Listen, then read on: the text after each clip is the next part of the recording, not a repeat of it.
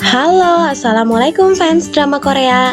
Drama yang sukses mencuri perhatian fans drama Korea ini kembali membuat perasaan para penggemarnya seperti naik roller coaster. Diawali dengan Kang Jimin yang memegang foto Ji Eun-soo dan bayinya, yang membuat kita penasaran kira-kira seperti apa perjalanan Ji Eun-soo untuk melindungi anaknya Kang Woo-ju. Tapi sebelumnya, untuk fans drama Korea yang belum tekan tombol subscribe-nya, jangan lupa untuk menekan tombol subscribe-nya.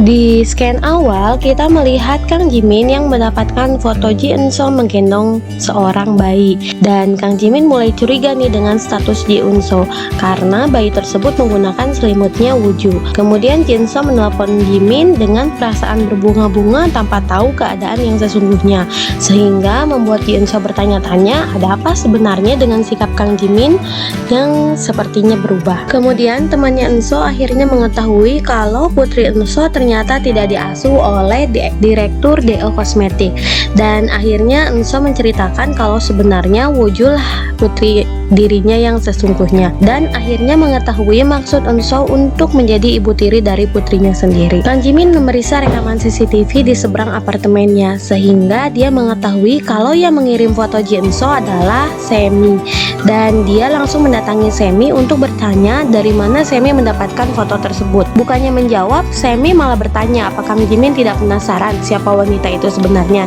Dan akhirnya Semi memberitahukan bahwa Ji Eun-soo sebenarnya adalah ibu kandung Woo-ju dan memanfaatkan Jimin untuk mendekati Woo-ju. Tapi di situ Jimin masih membela Eun-soo dan meminta Semi untuk tidak mengganggu Eun-soo. Padahal sebenarnya Kang Jimin itu udah mulai galau berat lah. Dia jadi mikir kalau selama ini dia telah ditipu oleh Ji Eun-soo. Sian sih Kang Jimin udah dulu dihianatin sama Semi, sekarang dia merasa dihianati juga oleh Eun-soo. Padahal dia udah mau membuka dirinya untuk kembali mencintai seseorang. Kang Jimin, Eun-soo dan Woo-ju makan malam bersama di rumah Kang Jimin. Jimin mulai memperhatikan perilaku Eun-soo kepada Woo-ju dan mereka bermain bersama. Jimin masih galau nih tentang hubungannya dengan Eun-soo. Dia masih ingin memastikan bahwa Eun-soo tidak seperti yang Semi katakan. Jimin mencoba mengetes Eun-soo dengan mengatakan kalau sebenarnya Woo-ju diadopsi dan dia diadopsi dengan menggunakan selimut ini. Jimin ingin menggantikannya dengan yang baru, tapi Woo-ju menolak dan mengatakan dia bisa tidur nyenyak hanya dengan selimut ini. Dan itu membuat Jimin kesal dan sedih karena orang tua macam apa yang tega menelantarkan anaknya di panti asuhan. Dan Jimin mengatakan itu untuk melihat reaksi dari Eun-soo. Mungkin pengennya Jimin tuh Eun-soo tuh jujur kali ya. Jadi apa ya, biar enak kali.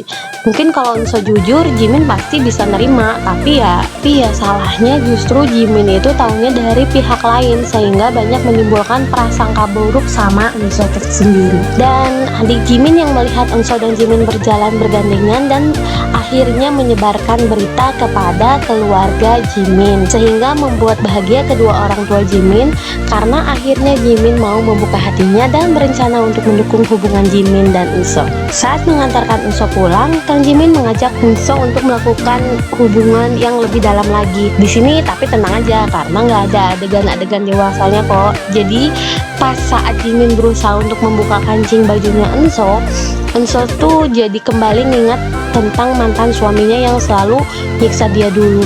Tapi sebenarnya niat Jimin adalah untuk menguji Eun-soo karena tadi Jiminnya kan galau tuh. Jadi dia tuh memang sengaja untuk menguji Eun-soo apakah Eun-soo tuh benar-benar mencintainya atau tidak. Akhirnya Jimin bertanya langsung kepada Eun-soo dengan mengeluarkan foto Eun-soo yang sedang menggendong bayi Woo-ju dan bertanya langsung kepada Eun-soo. Jimin meminta Eun-soo untuk jujur, tapi Eun-soo masih diam hingga akhirnya Eun-soo pun jujur dan mengatakan kalau dia tahu sebenarnya Woo-ju adalah putrinya, sehingga membuat Kang Jimin merasa dihianat. Membuat dia juga bertanya kepada Eun-soo apakah alasan Eun-soo mendekatinya, dan Eun-soo akhirnya juga jujur bahwa dia mendekati Jimin karena memang ingin dekat dengan anaknya. Dan itu pastilah melukai Jimin dan membuat Jimin juga marah gitu. Kenapa Eun-soo yang udah menelantarkan Woo-ju sekarang ingin kembali kepada Woo-ju. Tapi ketika Enso mencoba untuk menjelaskannya, Jimin tidak mau mendengar penjelasan Enso karena sudah merasa sakit hati dan kecewa oleh Enso, dan meminta Enso untuk tidak hadir di kehidupannya, juga di kehidupan Wonju di masa yang akan datang. Akhirnya Enso mendatangi Kim Horan karena menyadari kalau yang menyusup ke rumahnya adalah suruhan dari Kim Horan. Di situ Kim Horan bahkan tidak menyangkal kalau itu perbuatannya dan mengatakan kalau itu semua info dari Pak Yun, sehingga membuat Enso tahu kalau Pak Yun mengkhianatinya dan bukan sekutunya. Enso marahlah kepada Pak Yun dan bertanya kepada Pak Yun kenapa dia tidak bisa membiarkan hidupnya tenang dengan putrinya, dan merasa dikhianati karena selama ini Enso mengira kalau Pak Yun itu kan menolong dia gitu. Kemudian ketika Pak Yun akan menjelaskan sebabnya, Pak Yun melihat ada mata-mata Kim Horan di rumah Enso, sehingga Pak Yun tidak bisa menjelaskan kenapa dia berbuat seperti itu dan hanya diam saja, mengatakan kalau dia tuh tidak punya pilihan lagi. Kang Jimin melarang Enso untuk mengajar seni lagi, bahkan mengembalikan semua lukisan yang sudah pernah dibuat Enso dengan Wonju bersama-sama. Enso pasti sedih banget lah. Kenangan-kenangan dia sama anaknya kan ada di lukisan-lukisannya dia itu. Dan Enso tuh mencoba untuk menjelaskan kembali kepada Kang Jimin kalau sebenarnya dia itu tidak menelantarkan Wonju, tapi Wonju direbut darinya, dan tidak setiap momen yang dihabiskannya bersama Kang Jimin adalah sebuah kebohongan. Tapi Jimin tuh tidak mempercayainya dan meminta Enso untuk jangan bermimpi untuk menjadi ibu Wonju lagi. Secara tidak sengaja Kang Jimin akhirnya mengetahui kalau Kim Horan adalah sponsornya 10 tahun yang lalu untuk menjadikannya korespondensi ke luar negeri, sehingga membuat Kang Jimin bertanya-tanya karena pada saat itu dia sedang menyelidiki kasus pembunuhan anaknya kan. Dia lagi nyelidikin pembunuhan yang dilakukan sama Ji Enso, dan membuat Kang Jimin akhirnya mendatangi kantor polisi tanya kembali tentang kasus tersebut. Pak Yun mendatangi Kim Horan dan meminta Kim Horan untuk jangan lagi mengganggu Ji Enso dan juga jangan mengganggu anaknya, dan mengacam Kim Horan dengan sebuah rekaman suara dan map amplop berisi bukti-bukti kejahatan Kim Horan. Meskipun kita belum tahu ya apa sebenarnya isi rekaman tersebut. Dan Pak Yun juga akhirnya menelpon Kang Jimin dan berencana untuk memberitahukan perihal rekaman tersebut dan juga amplop yang dia pegang. Dan dia mengatakan kalau dia mau memberikan informasi tentang pimpinan Kim Horan, sehingga meminta bertemu secara langsung, dan mengatakan dia yakin kalau Kang Jimin itu bisa membantu Ji Enso. Tentu saja dong Kang Jimin jadi bertanya-tanya apa hubungannya Kim Horan dengan Ji Enso. Ji Enso mencoba untuk bertemu dengan Kang Jimin untuk menceritakan yang sesungguhnya terjadi, tapi Kang Jimin pada saat itu sedang meliput berita. Pada malam harinya Kang Jimin datang ke tempat yang sudah disepakati dengan Pak Yun. Karena sedih Kang Jimin tidak datang pada saat Ji Enso memintanya untuk bertemu di kafe, akhirnya Ji Enso mendatangi kuburan ayahnya dan melihat bahwa ada bunga yang ditempelkan oleh Pak Yun, sehingga membuat Ji Enso marah dan menelpon Pak Yun. Pak Yun mengatakan kalau sebaiknya Ji Enso menunggu dan percaya kepadanya karena dia akan mengungkapkan kebenarannya, tapi Ji Enso tidak mau menunggu. Dia ingin segera diberitahu saat itu juga dan meminta untuk bertemu dengan Pak Yun. Hingga akhirnya Ji Enso pun datang ke tempat Pak Yun berada. Ketika turun dari taksi, Enso melihat Jimin yang sudah berjalan mendekati sebuah gedung di mana tempat dia berjanji untuk bertemu dengan Pak Yun. Jimin mengira kalau itu juga akal-akalan Enso supaya mereka bertemu di sini. Tapi Enso bilang kalau dia hendak bertemu dengan seseorang.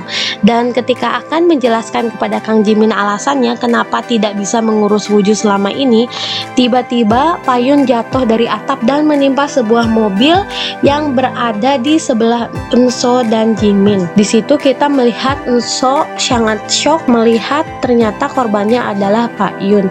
Akhirnya di preview kita melihat bahwa Pak Yun itu sedang memeriksa TKP kejadian tabrakan yang dialami oleh ayahnya Enso, dan ternyata ada sebuah CCTV yang merekam hal tersebut. CCTV itu menunjukkan mobil yang menabrak ayahnya Enso itu dan melihat kalau ada seseorang di jok belakang yang memperhatikan memperhatikan ayahnya Ji Eun-so. Jadi baru itu dia sinopsis Slice of Life episode 9.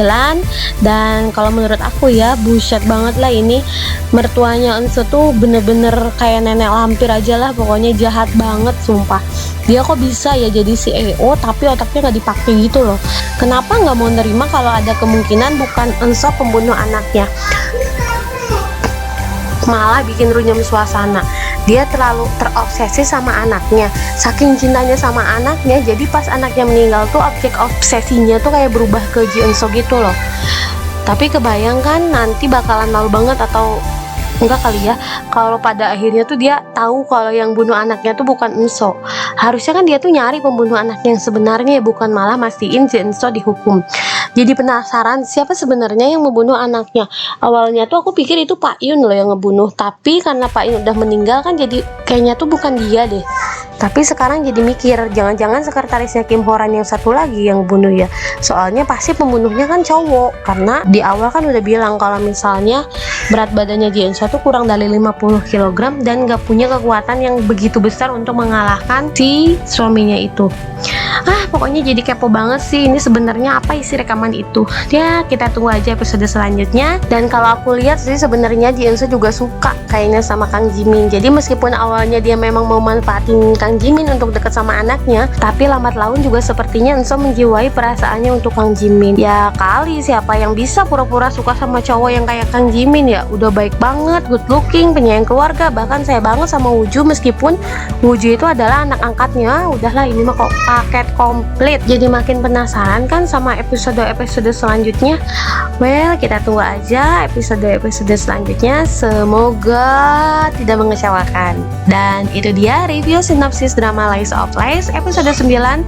Semoga fans drama Korea terhibur. Terima kasih. Assalamualaikum.